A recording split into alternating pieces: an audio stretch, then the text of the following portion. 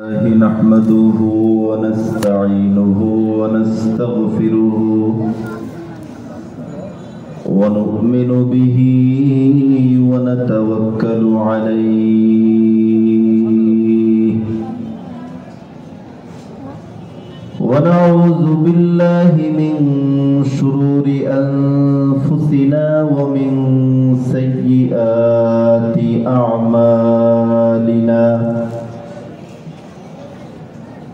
من يهده الله فلا مضل له ومن يضلله فلا هادي له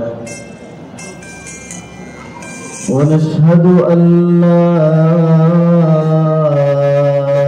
إله إلا الله وحده لا شريك له ونشهد أن سيدنا وسندنا وحبيبنا وطبيب قلوبنا ومولانا محمدا عبده ورسوله أرسله إلى الناس بشيرا ونذيرا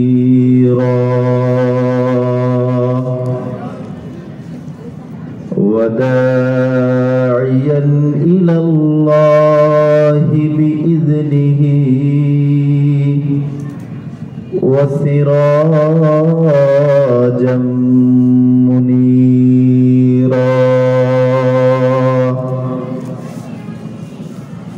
أما بعد فأعوذ بالله من الشيطان الرجيم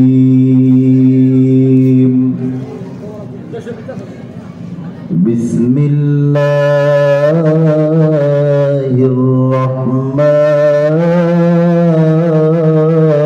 الرحيم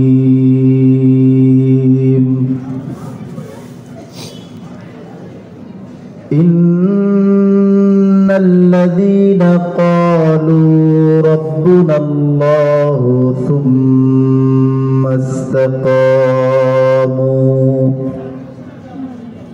تتنزل عليهم الملائكة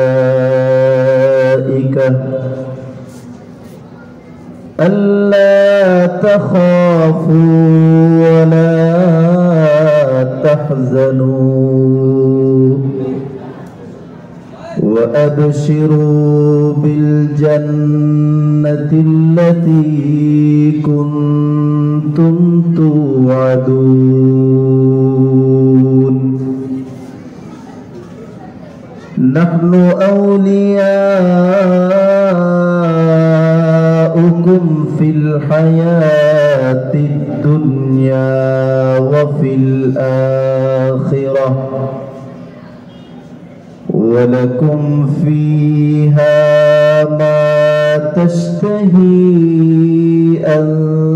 أنفسكم ولكم فيها ما تدعون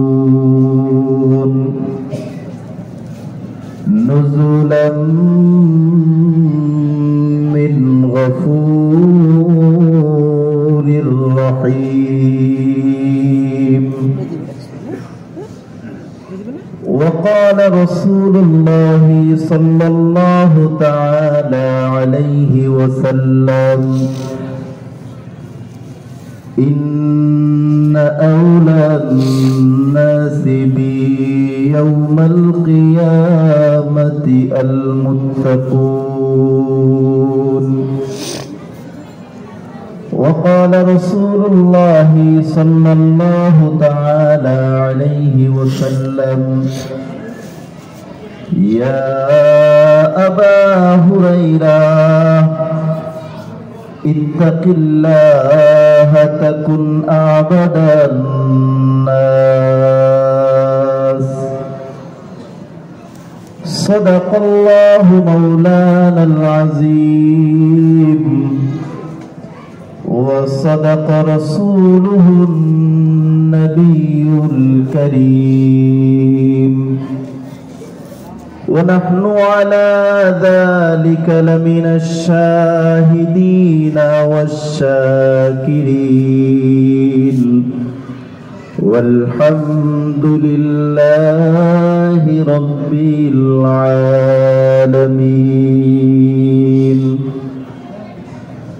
সকলে একবার মুহাব্বতের সাথে দুরূদ ইব্রাহিম পাঠ করি আল্লাহুম্মা সাল্লি আলা মুহাম্মাদিন ওয়া আলা আলি মুহাম্মাদ كما صليت على إبراهيم وعلى آل إبراهيم إنك حميد مجيد اللهم بارك على محمد وعلى آل محمد كما باركت على إبراهيم وعلى آل إبراهيم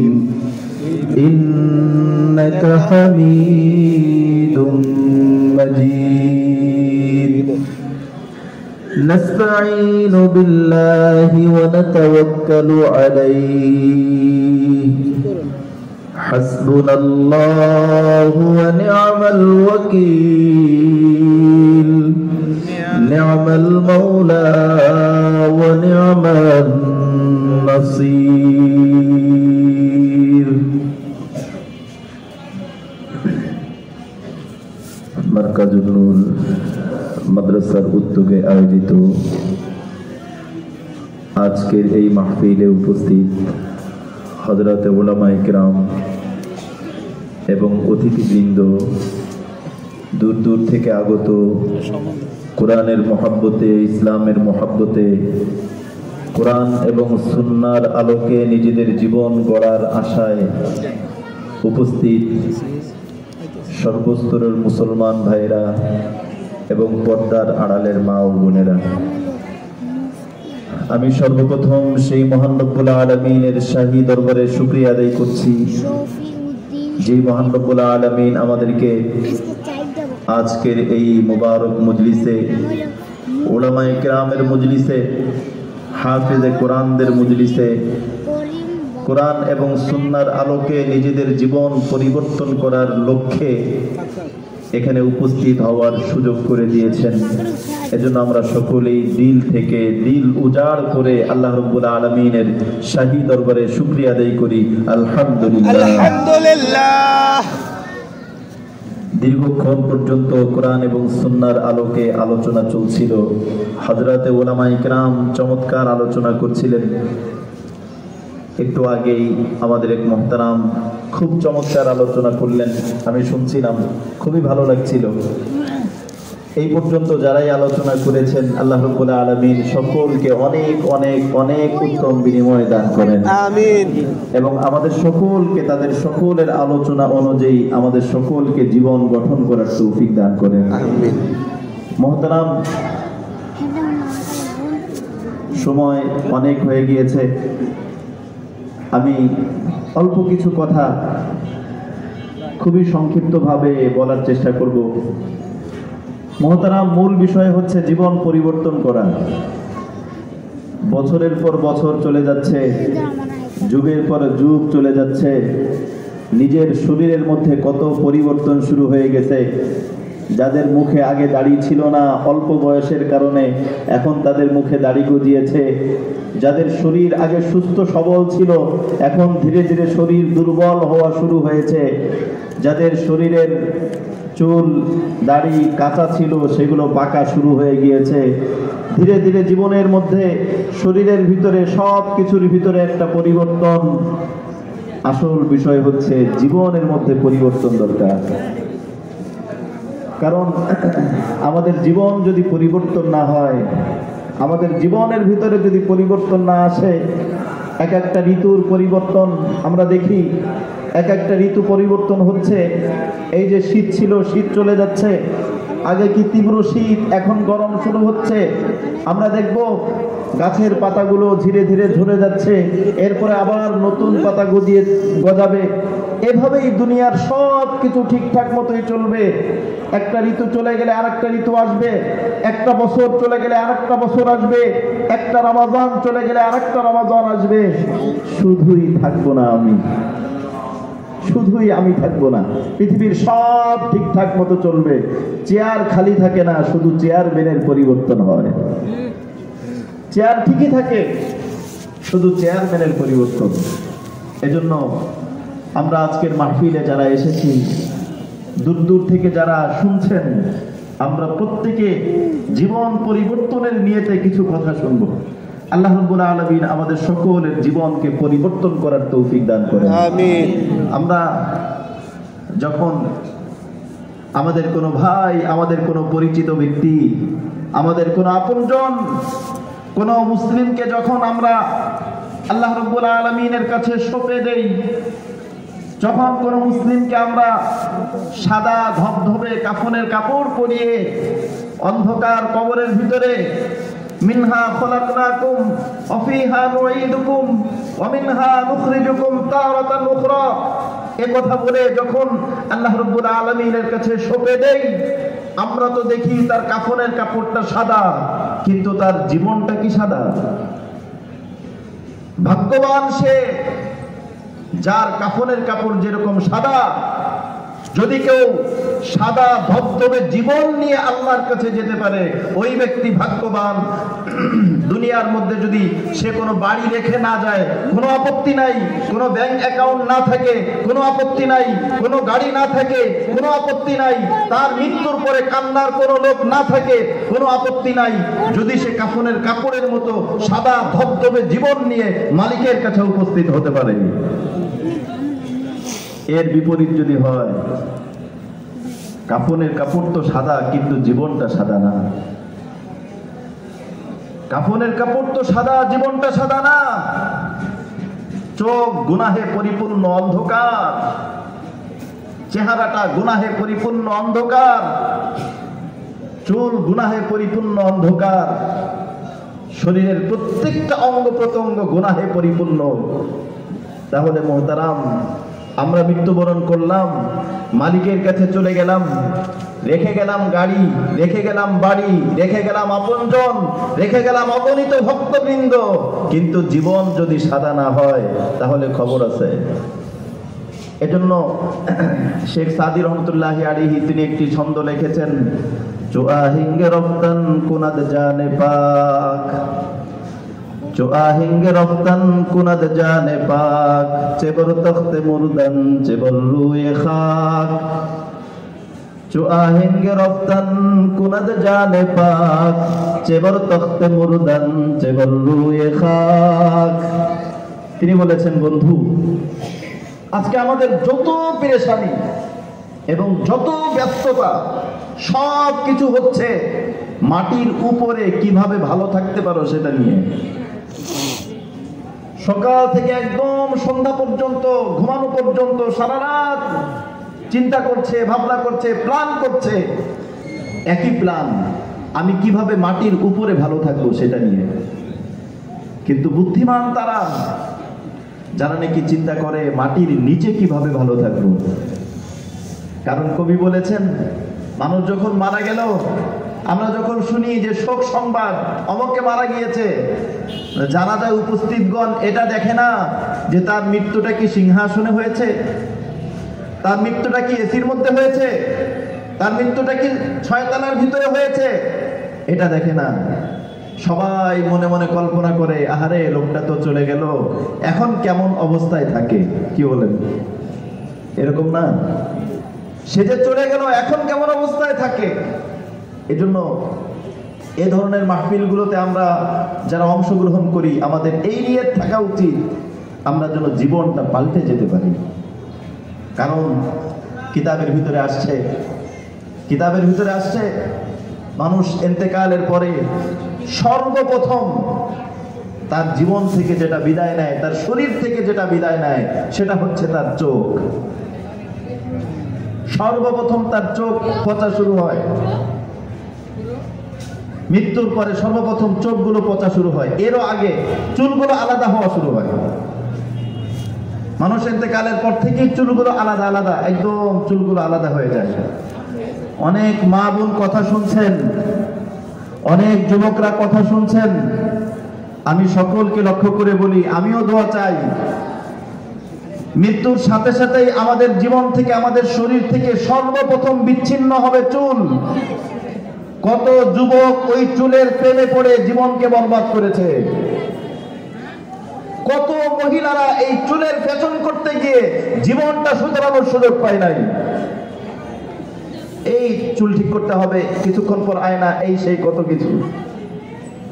আমি বলবো আমার মা, আমার বোন, আমার যুবক ভাইরা, আপনি এত কষ্ট করে চুলকে ঠিক করলেন। অনেক যুবক আছে চুলের বিভিন্ন কাটিং দেয়, বিভিন্ন কাটিং থেকে মাথার ভিতরে, এই চুল ঠিক করতে করতে কত কিছু করে। আমি বলবো বন্ধু, তুমি চুল ঠিক করার পেছনে সময় ব্যয় করছো, আজকে মৃত্যুর পরে একদিন দুই দিনের মাথায় এই চুল তোমার সাথে থাকবে না। আমি তোমাকে অনুরোধ করব বন্ধু, চুল ঠিক না করে তুমি জীবন ঠিক করো, রব্বুল আলামিনের সামনে তুমি সম্মান নিয়ে যেতে পারবে। এজন্য এই দ্বীনি মজলিসে আমরা যখন আসবো, চিন্তা করব একটাই, আমার জীবনটা ঠিক হয়ে যাক, জীবনটা ঠিক হয়ে যাক, রবের সাথে আমার সম্পর্ক কায়েম হয়ে যায়। আমাদের দিলের একটাই স্বপ্ন থাকা উচিত, আমি যখন কাফনের কাপড় আমাকে পরানো হবে, আমার জীবনটাও যেন কাফনের কাপড়ের মতো সাদা থাকে, জীবনটাও যেন কাফনের কাপড়ের মতো ধবধবে থাকে। আজকে মাশাআল্লাহ খুব ভালো লাগলো, আমরা দেখলাম আমাদের এখানে কয়েকজন হাফেজে কোরআন তারা পাগড়ি নিল, সম্মান ওরা পাগড়ি তাদের মাথায় মুরব্বিয়ানে কিরাম তারা পরিয়ে দিলেন। কত চমৎকার একটা দৃশ্য, সম্মান ওরা পাগড়ি। মাশাআল্লাহ মার্কাজুন নূর মাদ্রাসা, সেখানে অনেকগুলো ছাত্র হাফেজে কোরআন হচ্ছে এবং সেখানে ছাত্ররা ইলমে দ্বীন শিখছে, কোরআন পড়ছে। এই বাংলাদেশের ভিতরে আমরা দেখেছি, আমার একটা ব্যক্তিগত গবেষণা, আমরা দেখেছি এই করোনার ভিতরে পুরো পৃথিবীর ভিতরে অনেক বড় বড় বিপর্যয় এসেছে, কিন্তু তুলনামূলক আলহামদুলিল্লাহ আমাদের এই বাংলাদেশকে আল্লাহ পাক অনেক দিক দিয়ে আল্লাহ পাক হেফাজত করেছেন। এটার একটা কারণ আমার কাছে এটা মনে হয়, এই সমস্ত মাদ্রাসা।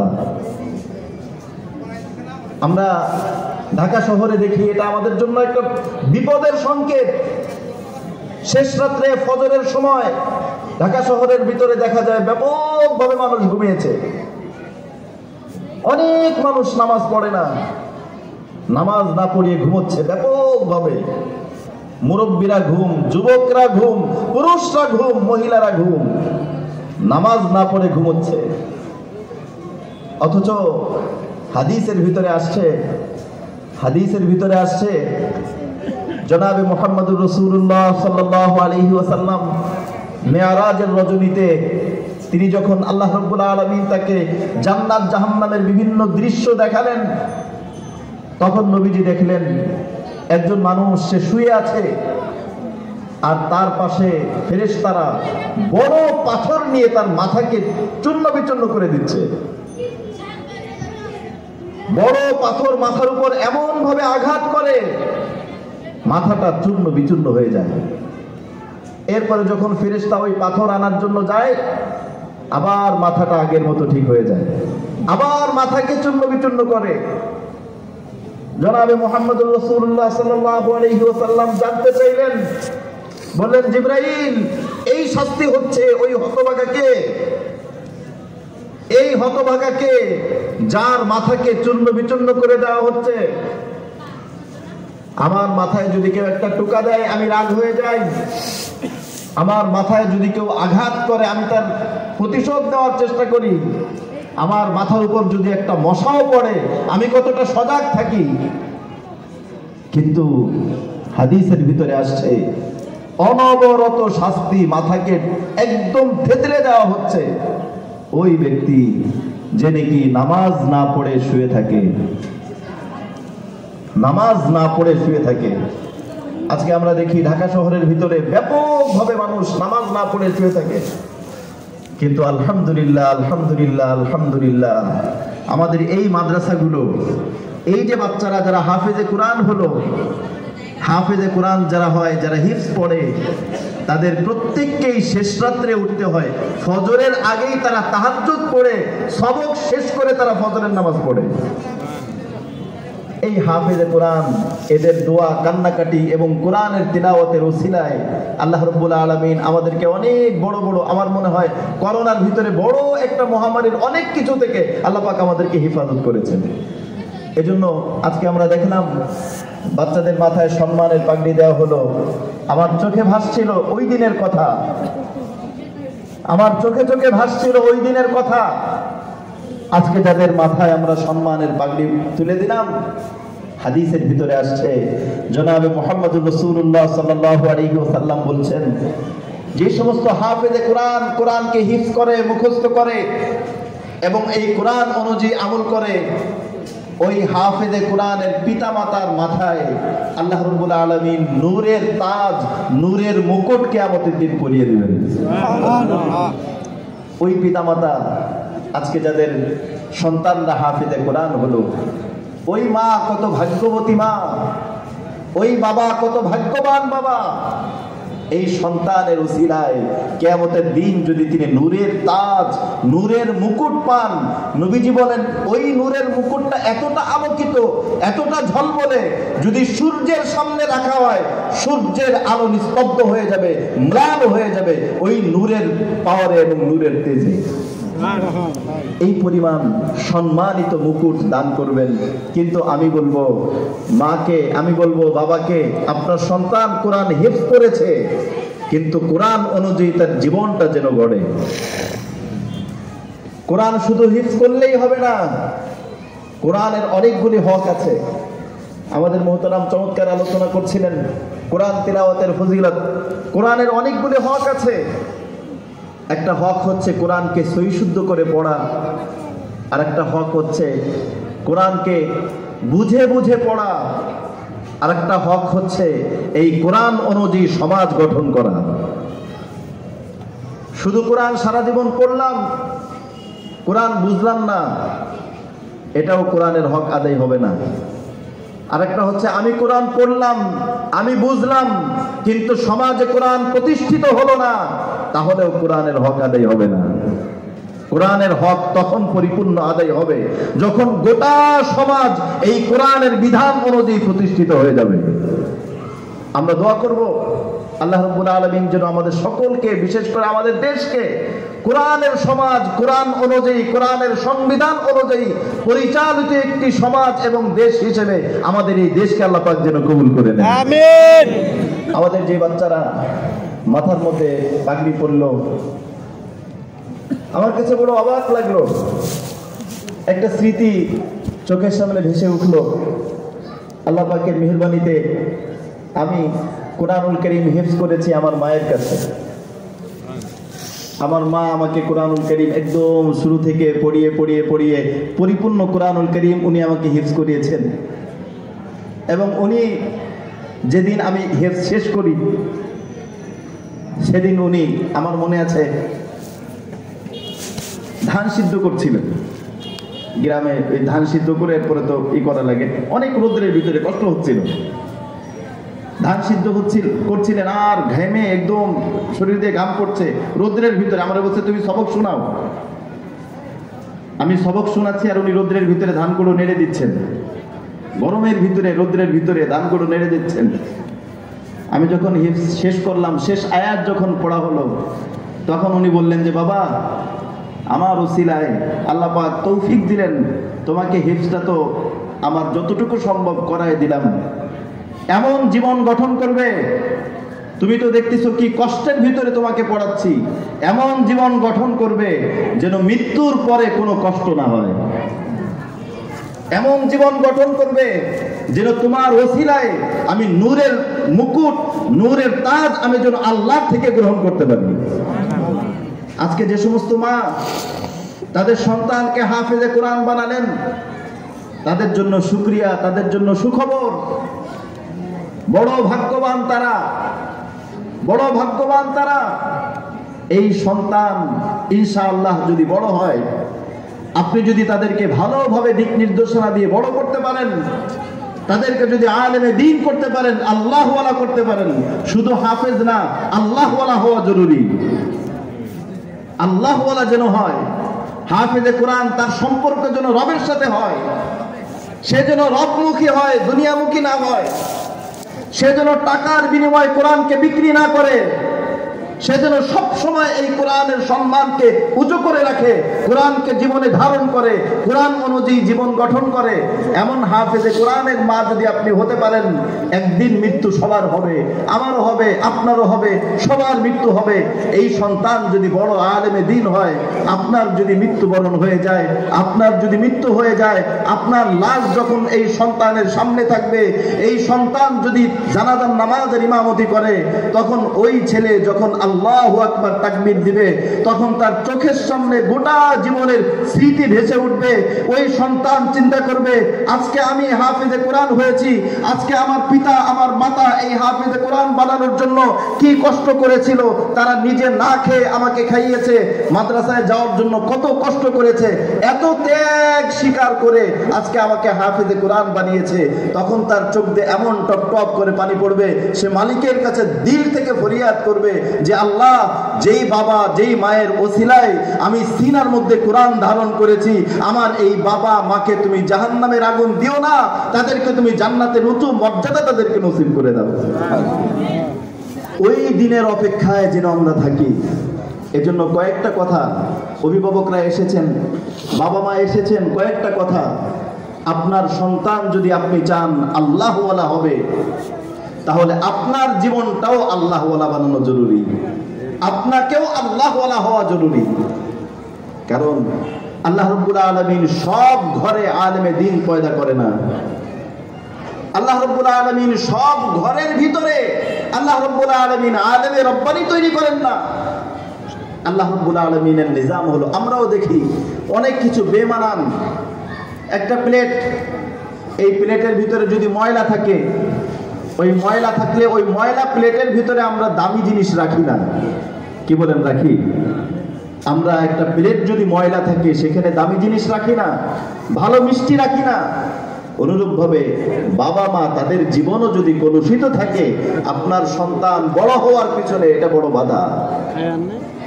এজন্য আমরা যে সমস্ত বাবা মা আজকে উপস্থিত হলেন, যারা দেখলেন তাদের সন্তান হাফেজে কোরআন হলো, এমনিও আমরা যারা বাবা মা আছি, আমরা চেষ্টা করব আমরা এমন জীবন গঠন করতে আমাদের সন্তান যেন আল্লাহওয়ালা হয়।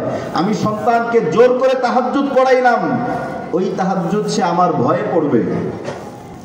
আর আরেকটা হচ্ছে, বাচ্চা আমাকে দেখে তাহাজ্জুদ পড়নেওয়ালা হবে। আমরা ঘটনা পড়েছি, ভারতের এই যে বিখ্যাত কুতুব মিনার, ওই কুতুব মিনার যে আল্লাহওয়ালা আলেমে দ্বীনের নামে, ওনার নাম হচ্ছে কুতুবউদ্দিন বখতিয়ার কাকি রহমতুল্লাহি আলাইহি। অনেক বড় মাপের আল্লাহর ওলি ছিলেন কুতুবউদ্দিন বখতিয়ার কাকি। কাক মানে হচ্ছে রুটি। ওনার জীবনে একটা ঘটনা, রুটি কেন্দ্রিক ওনার জীবনের একটা ঘটনাতে ওনার নামের অংশই হয়ে গেছে কাকি। উনি যখন একেবারে ছোট, বাবা ছিল না, মায়ের কাছে লালিত পালিত হচ্ছেন, মা ওনাকে এতিম বাচ্চা, ওনাকে সুন্দর করে বুঝায়, তাওহীদ শিখায়। মা ছোট বাচ্চাকে তাওহীদ শিখাচ্ছে। মা বলছে যে বাবা, আল্লাহ সব কিছু দেয়। আর এখন মায়েরা বাচ্চাদেরকে মোবাইল দিয়ে গেমস শিখায়, টেলিভিশনের রিমোট দিয়ে তারা বিভিন্ন জিনিস দেখায়। আপনি যদি আপনার সন্তানকে নিজ হাতে মুভি দেখান, নিজ হাতে গেমসে অভ্যস্ত করেন, নিজ হাতে সিনেমায় অভ্যস্ত করেন, ওই সন্তান ভবিষ্যতে কিভাবে আপনার জন্য নাজাতের ওসিলা হইতে পারে? কুতুবউদ্দিন বখতিয়ার কাকি রহমতুল্লাহি আলাইহির মা বলছেন যে বাবা, জানো আল্লাহ সব কিছু করে। তখন ছোট্ট মাসুম বাচ্চা বলছেন যে মা, এই যে আমাদের যে খাবার, এগুলো কে দেয়? বলে যে আল্লাহ খাবার দেয়। বলেন সত্যি সত্যি আল্লাহ খাবার দেয়? বলছেন হ্যাঁ বাবা, আল্লাহই খাবার দেয়।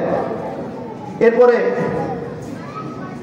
যখনই খাবার ক্ষুধা লাগতো, বাচ্চা যখনই বলতো মা আমার ক্ষুধা লেগেছে, তখন কুতুবউদ্দিন বখতিয়ার কাকি রহমতুল্লাহি আলাইহি উনার বাচ্চাকে ঈমান শেখানোর জন্য বলতেন যে তুমি জায়নামাজ বিছাও, নামাজে দাঁড়িয়ে দাও, আল্লাহই তোমাকে খাবার দিবে। আর উনি জায়নামাজের নিচে একটা রুটি রেখে দিতেন, ওনার মা জায়নামাজের নিচে একটা রুটি রেখে দিতেন। ছোট বাচ্চা ক্ষুধা লাগলে নামাজে দাঁড়িয়ে যেত, নামাজের পর দোয়া করতো আল্লাহ আমাকে রুটি দাও, জায়নামাজে উঠায় দেখতো নিচে রুটি রাখা। রুটি রেখেছে ওনার মা, উদ্দেশ্য হচ্ছে বাচ্চাকে আল্লাহমুখী করা, আল্লাহমুখী করা, আল্লাহ দেন, আল্লাহর কাছ থেকে নেওয়া, জীবনের প্রত্যেকটা ক্ষেত্রে আল্লাহমুখী হওয়া। সমস্যায় যদি পড়ি সমাধানের জন্য আল্লাহ পাকের কাছেই হাত বাড়াবো। এই বিষয়টা প্র্যাকটিক্যাল শেখানোর জন্য তিনি এই পদ্ধতি অবলম্বন করলেন। হঠাৎ একদিন ঘটনাক্রমে সন্তান বাইরে গিয়েছে, হঠাৎ ঘটনাক্রমে ওনার একটা জায়গায় যাওয়ার কথা জরুরি ভিত্তিতে, ওনার মা চলে গেলেন। যখন উনি চলে গেলেন, যাওয়ার পর মনে পড়লো যে হায়রে আমি তো চলে গেছি, আমার বাচ্চা তো আজকে ঘরে আসবে, ওর যখন ক্ষুধা লাগবে ও তো জায়নামাজ বিছায় আল্লাহর কাছে রুটি চাইবে। তখন ও যদি রুটি না পায়, তখন তো এতদিন পর্যন্ত আমি ওর দিলের ভিতরে যে একটা ঈমান তৈরি করছি যে আল্লাহই রুটি দেয়, এই বিশ্বাসটা তো আজকে নষ্ট হয়ে যাবে। কেমন মা, চিন্তা করা যায় কেমন মা, যেই মায়ের সন্তান কুতুবউদ্দিন বখতিয়ার কাকি এত বড় মাপের আল্লাহওয়ালা, কেমন মা, সন্তানের ঈমান নিয়ে ভাবনা, সন্তানের ঈমান নিয়ে টেনশন, কিভাবে আমার সন্তানের ঈমান ঠিক থাকবে। আজকে বাবা মা চিন্তা করে আমার সন্তান কি খাবে, কি করবে, আমি মারা গেলে ওদের জন্য কি রেখে গেলাম। মহতারাম, আপনি যদি আপনার সন্তানের জন্য কোটি কোটি টাকাও রেখে যান, সন্তান যদি মানুষ না হয় ওই টাকা নষ্ট করতে তার বেশি দিন লাগবে না। সন্তানের জন্য যদি আপনি সন্তানকে আল্লাহওয়ালা বানায় যান, কিছুই না রাখলেও ওই সন্তানকে আল্লাহই দেখাশোনা করবে। এজন্য সন্তানের ঈমান আকীদা ঠিক করে যাওয়া এটা মুরব্বীদের দায়িত্ব। ওনার মা এটা চিন্তা করে ওনার মা তখন 2 রাকাত নামাজ পড়ে হাত উঁচু করলেন। ওনার মা 2 রাকাত নামাজ পড়ে সলাতুল হাজত পড়ে হাত উঁচু করে বলছেন যে আল্লাহ, আমার কুতুবউদ্দিন ইয়েতিম বাচ্চা, মাসুম বাচ্চা, আমি তাকে ঈমান শেখানোর জন্য, তাওহীদ শেখানোর জন্য, আল্লাহই সব কিছু দেয় এটা শেখানোর জন্য আমি একটা কৌশল অবলম্বন করেছিলাম। এতদিন পর্যন্ত আমি একটা কৌশল অবলম্বন করে আমি তো তার ঈমানটা আজকের দিন পর্যন্ত, মাসুম বাচ্চা এটাই জানে ক্ষুধা লাগলেই জায়নামাজ বিছাইলে আল্লাহর কাছে বললে আল্লাহ রুটি দেয়। আজকে তো আমি নাই, আল্লাহ আপনি আমার এই কুতুবউদ্দিনের ঈমানটা আপনি রক্ষা করেন। আমার বাচ্চার ঈমান আমি যেটা তৈরি করেছিলাম এই ঈমানকে আপনি রক্ষা করেন, এই বলে ওনার মা চোখের পানি ফেলে আল্লাহর কাছে দোয়া করলেন। আর বড় টেনশন, না জানি ছেলে কি বলে, না জানি ছেলে কি বলে। এরপরে বাসায় আসছে, আসার পর বলছেন বাবা কুতুবউদ্দিন তুমি কি আজকে খাবার খেয়েছিলে? কুতুবউদ্দিন বলছে মা খাবার তো খেয়েছিলাম, কিন্তু আজকের খাবারটা একটু ভিন্ন রকম। আল্লাহু আকবার। বলে কি হয়েছে?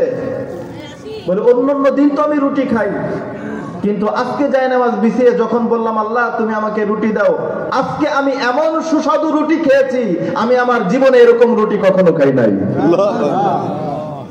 এই রুটি পাঠিয়ে দিয়েছেন কে? আল্লাহ। আল্লাহ পাঠিয়ে দিয়েছেন।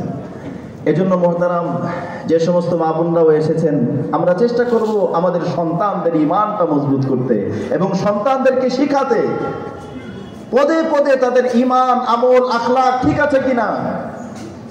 আমি নামাজের সময় মসজিদে চলে আসলাম, আমার প্রাপ্তবয়স্ক সন্তান ঘরে শুয়ে আছে। ফজরের সময় অনেক মুরব্বী মসজিদে আসে, কিন্তু তার বালেগ সন্তান শুয়ে থাকে। এটা কেন? এটা কেন হবে? আমি যদি জানতাম আমার সন্তানকে পুলিশে ধরে নিয়ে যাবে, আমার সন্তানকে কেউ ছিনতাইকারী অথবা কোনো ডাকাত আক্রমণ করবে, আমি তো তাকে ঘরে রেখে আসতাম না।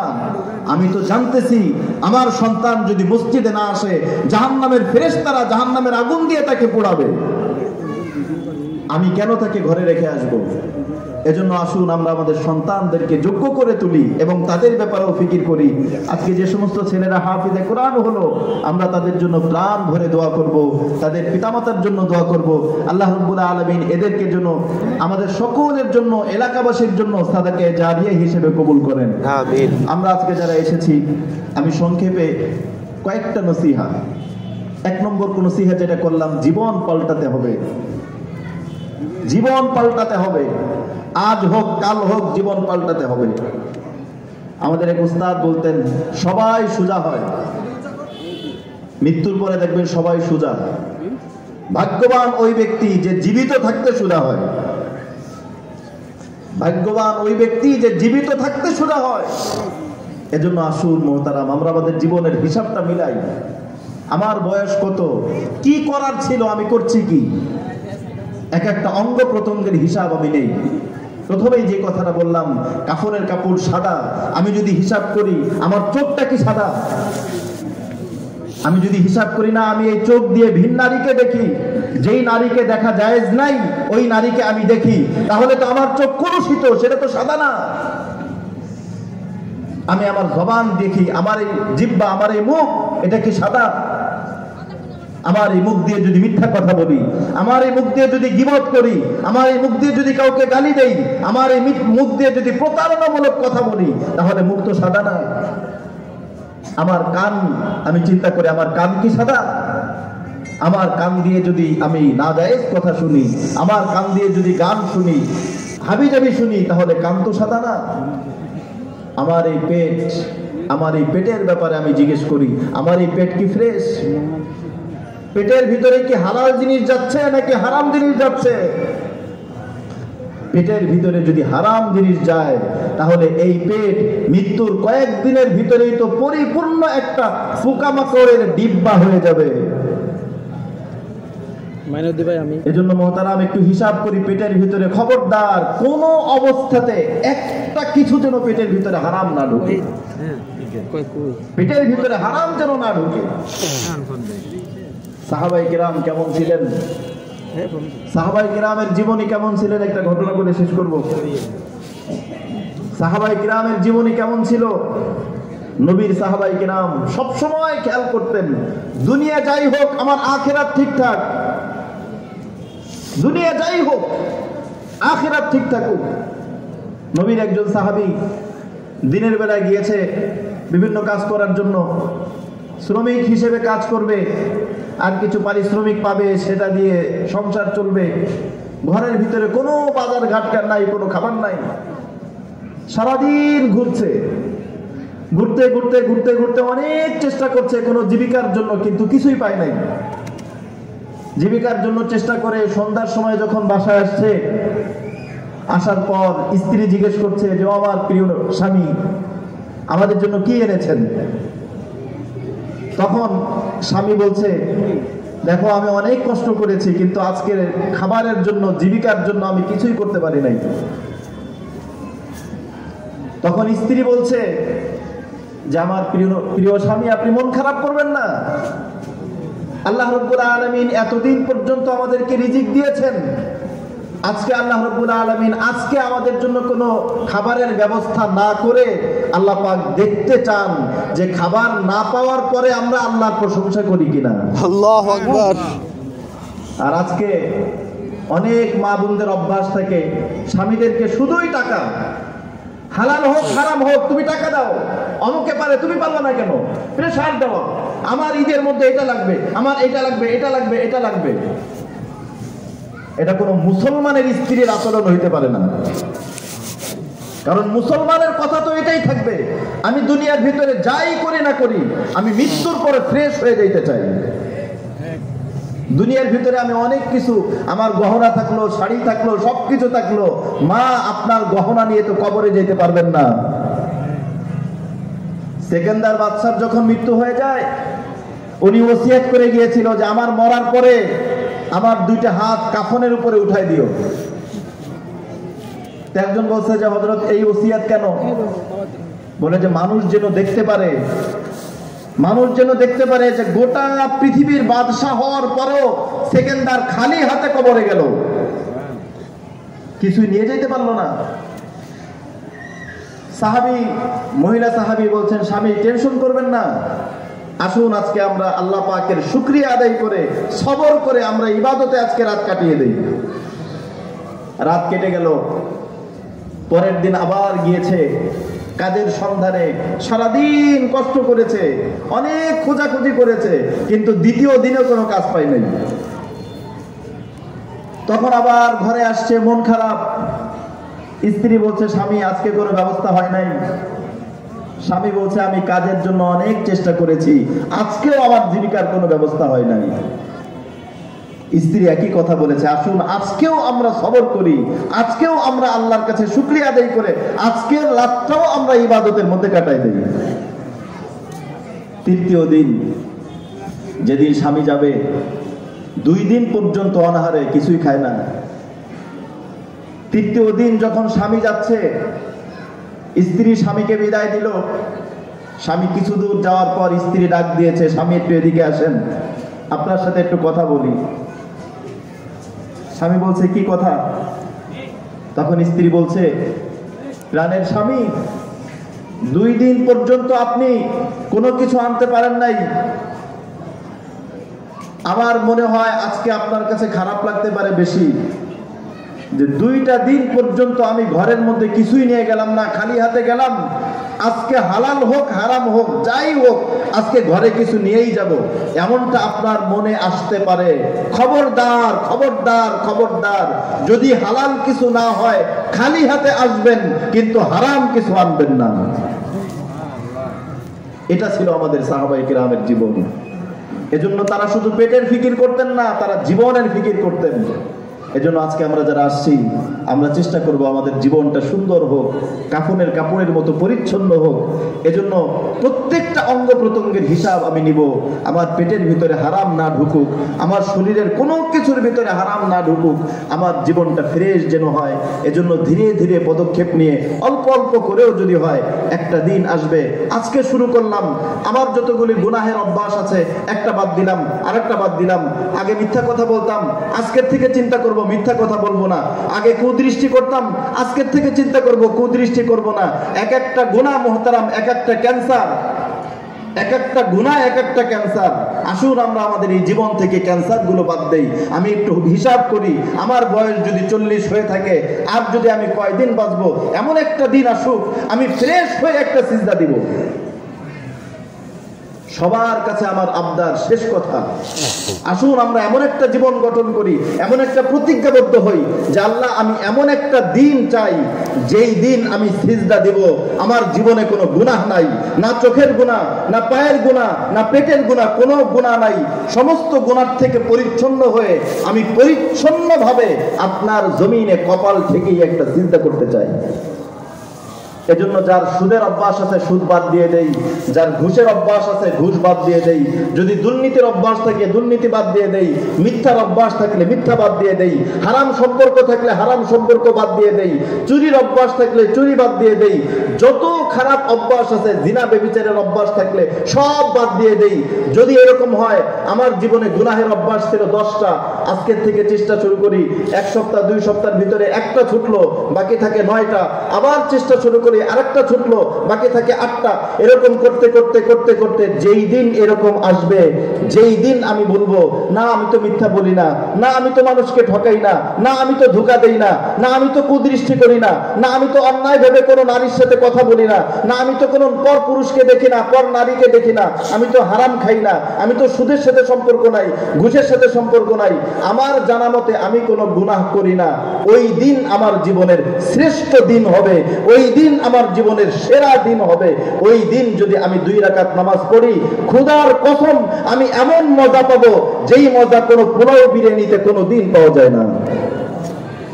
ওই দিন আমি সিজদায় এমন মজা পাবো, ওই দিন আমি তাহাজ্জুদে এমন মজা পাবো, ওই দিন আমি জিকিরে এমন মজা পাবো, ওই দিন আমি ইবাদতে এমন মজা পাবো, আল্লাহর কসম দুনিয়ার রাজা বাদশারা ওই মজা কোনোদিন পায় না, কোনোদিন পায় না।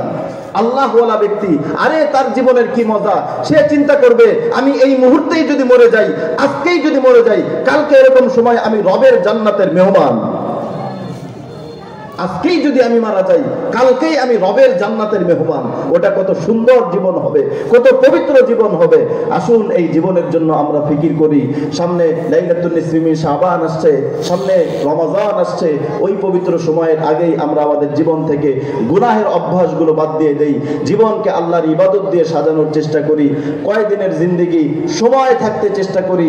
সময় শেষ হয়ে যাওয়ার পরে যতই কিছু করা হোক, সময় তো শেষ, আর কিছু করা যায় না। আমরা অনেক সময় দেখি অনেক ব্যক্তির কথা, অনেক ব্যক্তির সময় তো ছিল কিন্তু কিছু করতে পারে নাই, এজন্য সময় শেষ হয়ে যাওয়ার পরে আর টাইম দেয় না, এই পৃথিবী আর সময় দেয় না। যতদিন সময় আছে ততদিন চেষ্টা করি। আল্লাহ রাব্বুল আলামিন আমাদের সকলকে সময় থাকতে, হায়াত থাকতে হায়াতের কদর করে আল্লাহ পাকের প্রিয় হয়ে, আল্লাহ রাব্বুল আলামিন আমাদের সকলকে আল্লাহওয়ালা হয়ে কাফনের কাপড়ের মতো সাদা স্বচ্ছ পরিচ্ছন্ন জীবন নিয়ে আল্লাহ পাকের কাছে যাওয়ার তৌফিক দান করেন। আমিন। ওয়া আখিরু দাওয়ানা আনিল হামদুলিল্লাহি রাব্বিল আলামিন।